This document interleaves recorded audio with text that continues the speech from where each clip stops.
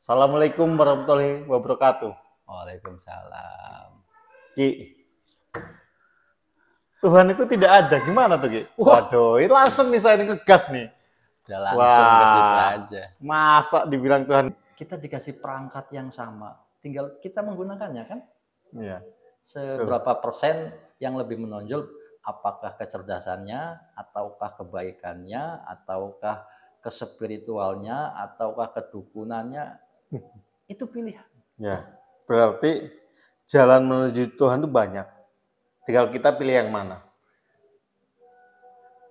Kalau buat saya sih, Gimana? saya tidak menuju kemana-mana. Karena Tuhan itu dekat tadi ya. Kok menuju Tuhan gitu loh. Jauh sekali Tuhan berarti ya. Oh, iya.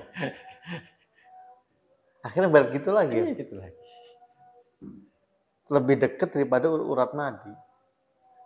Tapi kita tuh gimana jelasnya ya? Kalau deket banget ya kita ya. Siapa?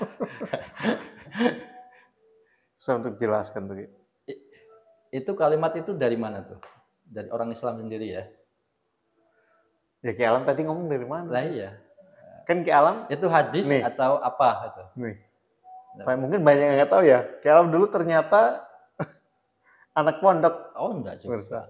Ya, pondok bambu. Tapi tidak mau mengakui. Bukan.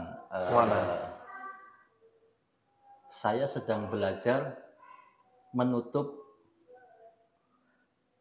kitab-kitab yang tertulis. Dan saya sedang membuka hati, jiwa untuk membaca kitab-kitab ayat-ayat Allah yang tidak tertulis, tapi terlihat langsung. Oh, ya. Tapi mau menutup kitab-kitab yang tertulis. Bukan menutup, bukan menghilangkan. Gitu. Iya, menutup kan ya, tadi ngomongnya. Berarti Ki Alam pernah mempelajari itu? Sedikit pernah ya. Ya kita kan namanya orang Muslim pernah ngedengar ustadz dakwah gitu-gitu kan, gitu ya. Maksudnya nggak mempelajari secara seperti ya benar ustadz gitu. Ya benar kitab-kitab Sapinah, kitab-kitab apa nggak ada yang dikuasai. Kenapa nggak mempelajari kitab dulu baru? Loh, hidayah itu datangnya kadang dari minuman alkohol juga bisa. Hidayah itu datangnya dari sesuatu yang menjerumuskan kita. Hidayah itu datang. Hidayah itu nggak harus dari kajian kitab atau dari apapun gitu. Itu sudah di luar nalar kita kalau untuk itu ya. Hidayah itu sebuah yang menurut saya itu hidayah itu. Kadang-kadang hidayah itu ketika kita dijerumuskan dulu baru timbul sadar gitu. Itu hidayah. Tapi kebanyakan tuh kalau orang habis dapat hidayah malah rajin nih. Kalau orang habis dapat hidayah malah rajin, malah taat di sholatnya, di belajar ngajinya. Tinggal hidayahnya apa? Oh gitu. Kalau hidayahnya ke ranah agama ya pasti ke situ.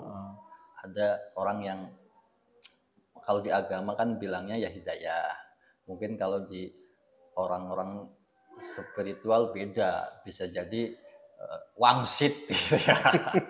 Kan berarti dapat wangsit bukan hidayah ya, wangsit. Kan tata bahasa aja gitu. Dan bahasa itu menjadi polemik akhirnya gitu. Sebenarnya kan ya sama aja gitu. Cuman beda kalimat doang gitu. Ya itulah, kalimat itu bisa jadi memecah belah, bisa jadi mempersatukan. Makanya udah hidup itu nggak usah banyak tujuan. Terus nikmati yang ada gitu ya. Ya emang sulit. Artinya sulit itu menikmati yang ada tuh bagaimana gitu loh.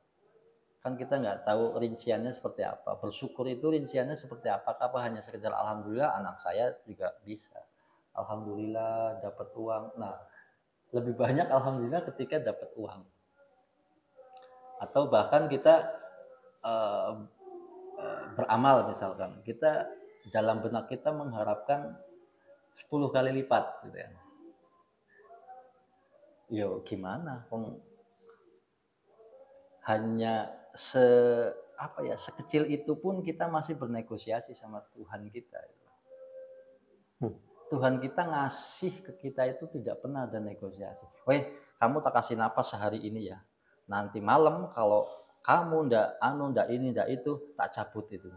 Nggak ada. Mau dia orang jahat, mau dia orang baik, semuanya sama. Rahmatnya sama. Tidak ada negosiasi. Kita lebih banyak menyuruh dibanding berdoa menurut saya. Saya sendiri minta. Saya sendiri pelakunya gitu loh, bukan orang lain. Saya sendiri ya gitu, suka minta-minta ke Tuhan. Kan memang disuruh minta yang banyak. Mintalah sebanyak-banyaknya. Betul. Kalau kita tidak minta, kita sombong. Sombong ya. Nah, ketika saya mencoba bertafakur diri, ketika saya banyak meminta, kok timbulnya kok saya yang sombong ya? Kok bisa? Karena tidak lagi meminta, tapi nyuruh. Tuhan tuh kita suruh loh. Disuruh memberi solusi tentang masalah kita yang kita buat sendiri. Kita bikin masalah, ya taruhlah kita punya utang atau punya masalah ke orang gara-gara ucapan kita yang jelek, akhirnya jadi ruwet hidup kita, terus minta sama Tuhan, kasihlah aku solusi. Menurut saya kamu yang berbuat, Tuhan yang suruh kasih solusi gitu. Atau ada orang yang menurutnya berbuat tidak baik, mengecewakan, terus semoga Allah membalasnya. Tuhan suruh membalas ya kan? Jadi bukan lagi meminta tapi nyuruh. Padahal kita mengaku sebagai hamba, tapi ya kita menyuruh Tuhan kita kan ngelunjak. Nggak sopan. Makanya saya bertafakur ke situ, kok saya sombong ya? Nah, sekarang saya tidak terlalu banyak meminta bukan karena sombong, bukan karena saya sudah mampu, tapi saya menumbuhkan rasa malu. Malu nggak saya meminta mulu, sedangkan setiap detik semuanya dikasih. Kalau soal uang, itu bukan urusan Tuhan. Kamu udah tak kasih energi, tak kasih pikiran, tak kasih semuanya. Dengan itu aja. Bisa kok. Kecerdasanmu buat apa? Buat meminta doang. Tanganmu hanya untuk menengadah.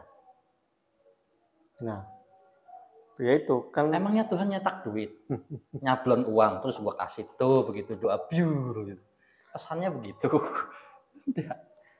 Bertebaranlah kalian semua di muka bumi, karena semua yang aku ciptakan adalah rezeki untuk makhluk yang ada di bumi ini, termasuk kita. Nah, itu tadi kan, ya kita dikasih segala macam buat berusaha itu tadi. Mencari rezeki kan berusaha tuh kan. Kan kita harus diiringi dengan doa. Oh iya. Doa itu kan harus. Doa itu berarti bukan minta tadi ya? Ya terserah persepsinya apa. Mau dianggap berdoa itu bukan meminta. Nyatanya kamu minta kok. Minta keberkahan, minta rezeki, minta kesehatan, ya kan? Kalau kamu bilang berdoa itu bukan minta, apa doa itu? Iya. Berkeluh kesah. Berkeluh kesah mah bukan meminta. Curhat. Muhasabah.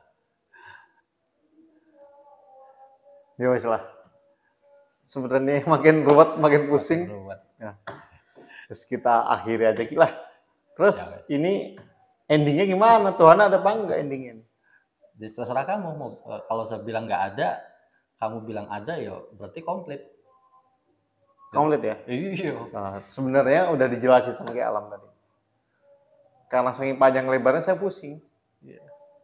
Harus pusing ya. Nah, kalau nggak pusing, berarti nggak normal. Ini obrolan paling lain ini daripada yang lain. Masa? Ngobrolin Tuhan kita coba. Nggak sopan. Ya, Tuhan diobrolin ya. Nggak sopan Tuhan diobrolin. Beneran nggak sopan. Sopan nih.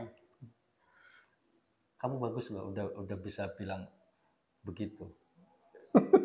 Loh, nggak sopan nih ngobrolin tentang Tuhan. Kita tuh nggak boleh ngomongin orang gitu. apalagi ngomongin Tuhan. Gitu kan. Ngomongin Tuhan coba. Coba. Oke, pemirsa, kita lanjut nanti ya. Wassalamualaikum. Assalamualaikum warahmatullahi wabarakatuh. Gimana ngomongin Tuhan gak sopan bener. Palang lah sih. Tuhan. Bingung tuh. Nah, Ya, itu. kalau membahas ke situ siap-siap ruwet atau kalau nggak kuat muntah biasanya tuh. Karena Yang saking penatnya. mungkin nggak muntah sih Ki. Karena banyak orang pinternya, takutnya orang yang sering ke tempat Ki Alam, orang yang percaya dengan kata-kata Ki Alaman akhirnya mengartikannya hal yang negatif. Iya. Ya kan? Gitu loh. Takutnya orang Tuhan itu tidak ada. Orang nggak mau ke masjid, nggak mau sholat kan repot Ki. Orang kan Salah dewe nih gue. karena orang kan berpikir kan macam-macam, aneh-aneh lain-lain gitu loh Ki. Ya, berarti saya balikin ucapanmu ya. Orang atau kamu lah. Kamu sholat, kamu ke masjid untuk siapa? Untuk diriku sendiri. Bukan untuk Tuhan kan? Bukan. Kenapa saya bilang kalau Tuhan nggak ada terus nggak jadi sholat? Iya ya, bener juga sih. Sholatmu untuk Tuhan apa untuk diri sendiri? Tapi Tuhan tuh ada Ki menurut saya Ki. Iya, kalau bilang ada berarti adanya itu ya gampangnya gini. Adanya seperti apa? Menurutmu aja, sepengetahuanmu. Ya, itu mah di luar nalar pikiran saya. Lah iya, ungkapin. Kan kamu bilang ada, berarti harus bisa menjelaskan. Kopi dulu Ki. Adanya seperti apa? Aduh. Adanya tuh ya saya yakinin karena Tuhan tuh ada, karena yang menciptakan semuanya ini. Ada bumi, ada matahari, ada saya. Ada saya mah ada bapak saya. Nah, itu ada kan ya. siapa yang menciptakan tuh kalau bukan Tuhan? Sebelum adanya kehidupan juga udah ada Tuhan. Nih, kacamata nih ya. Nah kan? Ada kan? Ada. Saya nggak bisa ngeliat kacamata saya. Tuh. Tapi saya bisa melihat semua. Ya. Itu kacamata. Mengapa bisa saya nggak melihat kacamata saya? Karena dia menyatu dengan saya. Tapi ketika kita lepas, ini kacamata. Ketika kita masukkan, mana kacamata saya? Karena sudah menyatu. Terus Tuhan di luar ini sudah nggak ada, adanya di sini. Sudah menyatu itu. Oh gitu. Nggak ada karena udah menyatu. Terus Tuhan itu ada apa enggak? Ya? Ada apa enggak? Adanya di dalam ketiadaan. Saya balik lagi ke situ. Biarin aja, biar pusing. Ada Tuhan dalam ketiadaan. Iya. Ini gelas kosong. Ada. Nah, ini ada. Itu kosong ya? Masih. Ya. Anggaplah ini gelas kan ada ruangannya nih. Kosong. Ya. Kosong itu ada nggak? Ya nggak ada kosong gitu. Nah, padahal kosong itu ada. Biar bingung lagi kan. Terus kosong itu ada. Kalau kosong itu ada, orang nggak perlu ngadu kopi Ki. Kalau kosong diuyup. Kenapa ada kalimat kosong? Karena kosong itu ada kekosongan. Kalau ini padat, kamu nggak bakal bilang kosong. Berarti kosong itu memang tidak ada, tapi kosong itu ada. Ya, ribut lagi kan. Ulangi. Ruwet nih. Saya nanya, saya ingin dibikin ruwet malah nih. Iya, kalau sudah pertanyaan ke situ memang tidak ada satu makhluk di muka bumi. Kalau kalimatnya dikumpulin jadiin satu untuk menunjukkan keberadaan dan adanya Tuhan, itu kalimatnya semuanya nihil. Gak bisa menjelaskan. Bahkan batin kita pun, bahasa-bahasa batin tidak bisa menjelaskan sisi ketuhanan. Keberadaan Tuhan itu apa gitu loh. Tetapi ketika kita masuk ke dalam ruangan Tuhan, maka Tuhan itu sudah tidak ada, sudah nggak disebut lagi, tidak disebut sebagai Tuhan. Tuhan itu hanya sebutan mulut. Oh, Tuhan tuh hanya sekedar Iya, nama. sekedar nama. Kamu itu menuju ke nama atau ke yang aslinya. Yang aslinya itu apa namanya? Sedangkan kita sepakati aslinya itu Tuhan. Ya. Tapi bukan itu. Nah kan bingung lagi. Tuhan Karena emang sebenarnya nggak ada kalimatnya.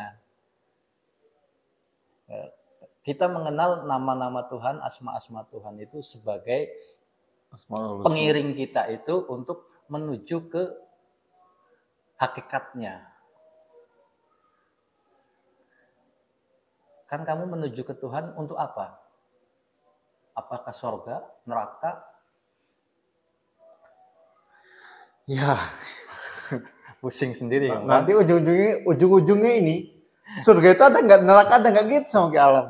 Iya, sama aja seperti Ya kan? itu. Nah, kamu berbuat baik, kamu berbuat apapun di dunia ini dengan kebaikan, tujuanmu untuk apa? Surga atau keberkahan atau apakah? Ya kalau dalam agama mungkin biasanya lebih ke biarin saya hidup sengsara, yang penting nanti bahagia di surga, gitu ya. Iya. Nah, baguslah itu bagus gitu. Artinya ada semangat untuk berbuat baik walaupun masih ada keinginannya gitu, keinginan masuk surga Ya. itu kan gitu. Dalam keyakinan saya, kalau kita berbuat baik sekarang, ya kan, itu ada yang dibalas sekarang, ada yang dibalas nanti. Oh, ya bagus, bagus. Kan Bagus. menurut agama, ini lari ke agama lagi ya, bukan itu ya. Saya nggak tahu soal agama. Sepengetahuan saya ya, kalau orang selain Islam itu kalau berbuat baik langsung dibalas di dunia kebaikannya. Gitu.